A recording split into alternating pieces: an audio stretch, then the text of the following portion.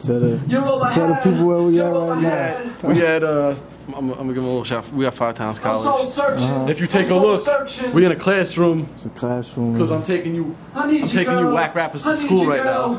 But my boy Nick mixing down what we just recorded. You seen a few shots of it. Go ahead and say something to the people, Nick. What's up, Nick? Yo, what's good, man? Yeah. I'm doing the fucking dirty, man. 5 Towns College right here doing some shit. Alright. You're all I had. See, I told you I was gonna go to college. Nah, I'm kidding. You're all I had. You're all I had. I'm so searching. I'm so searching. I need you, girl. I need you, girl. Yeah. Where the hits is made. So look, you can see them. So basically, Kaysen said I'm a what would you call me, a sucker? A sucker for love. Sucker for love. Sucker for love. This sucker for love part 1. They'll be followed by part 2, 3, 4, 5, and 6. Yeah, basically, you know, you can look. It's a song pretty much about, you know, some stupid cunt. Some recent experiences that I had in my life. But you know, you live and you learn. So, yeah, this is my final. This is the final chapter. I'm closing the book. Closure. I gave you a chance. I'm closing the book, but I figure I'll let you go with a little something. So that's what it is. Sir.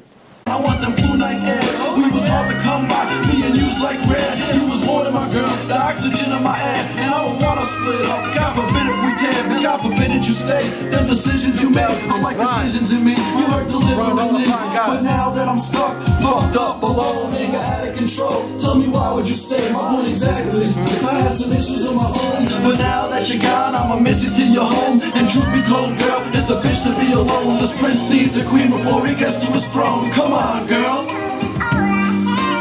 You're all I had. You're all I had.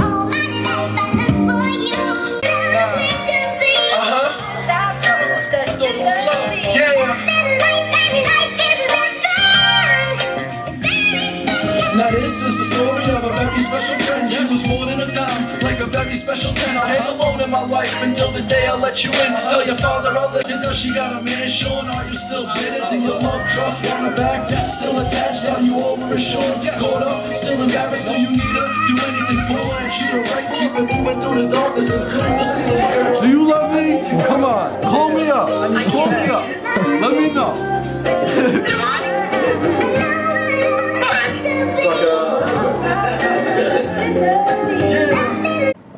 Alright, you the people need to know what's going on in my life.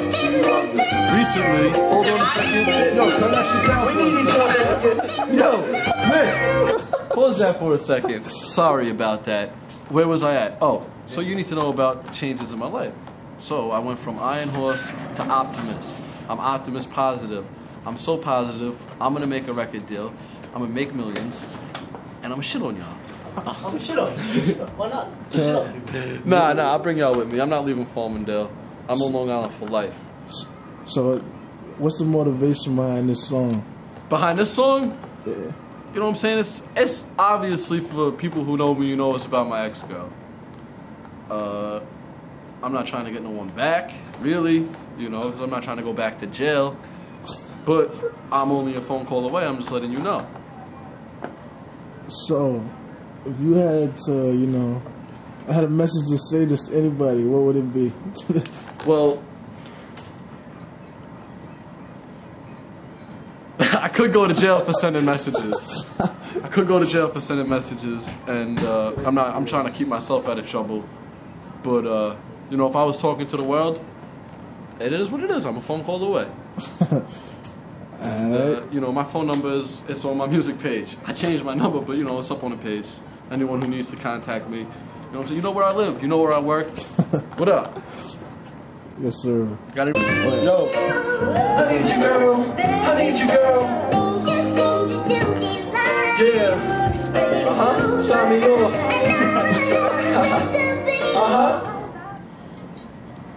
Like, What kind of relationship did you guys have? Like, I mean, because I remember one time I came and like you were just hanging up on her like every second. Like, oh, well, I was, Yo, I'm gonna get rid of like where you're saying shit. Like, can we dub those? All right. all right. About what? Oh wait, hold on. What was your question? Like, what kind of relationship do we have? You know what I'm saying? Like, there was times when it was a really good relationship, and there was times when it was like a rough, like some like, you know, things got physical. She was crazy. You know what I'm saying? It went both ways. It always went both ways. But the ball was in her court because she was a female, and you know, I've been to jail, but we got back together. Been to jail again. You know what I'm saying? It's we had a love-hate relation. It was like we should have got married. How many dollars do you think you spent on her through the years? On her? I can't tell you what I spent on her. I can tell you what we spent together, you know, as a couple living together. You know, I went through probably about, like a rough estimate, you know what I'm saying, between the money I was making selling drugs and the money I had handed to me and the money I made working. I probably went through about 100 and change. 100,000 and change. You know. You gotta remember, I didn't work though. We had our own apartment and shit. Was it worth it? If we would have stayed together, 100% it would have been worth it.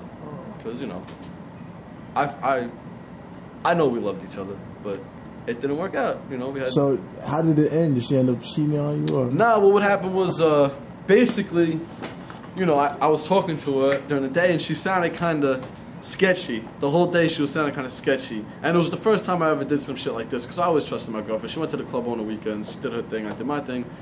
And, you know, she never really trusted me, but I always trusted her. And, you know, she sounded kind of sketchy that night. So, and I could tell you straight out how it happened, because I already went through court, pled guilty to everything she said I did. But basically what happened was, you know, she said she was one place. I'm probably not going to be able to mix this then. She said she was one place, and she was another, and I happened to, you know, kind of be behind her when she was telling me she was somewhere when she wasn't, and she was with some people that I didn't want her to be with. So I confronted her. It didn't really get out of hand. It didn't get physical.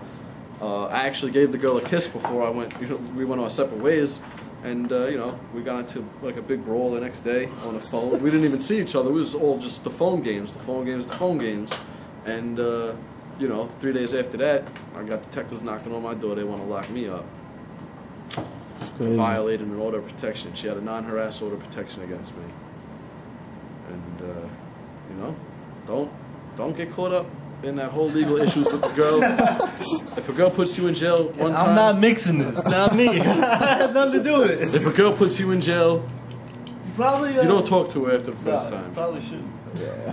But I had a soft spot, and I still do got a soft spot for the girl. But so if she was to come knocking at your door right now, what... You should call the cops.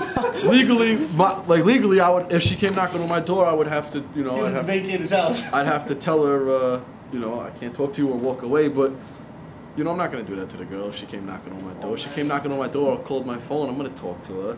But if we decided we were gonna do anything more than that, or even think about getting back together, some legal issues would have to be dealt with. I wouldn't be able to be with a girl that has a stay away order protection against me. You know what I'm saying? Yeah. And we went through that shit. It'd be real hard to have sex like that. You know, sex could turn into rape.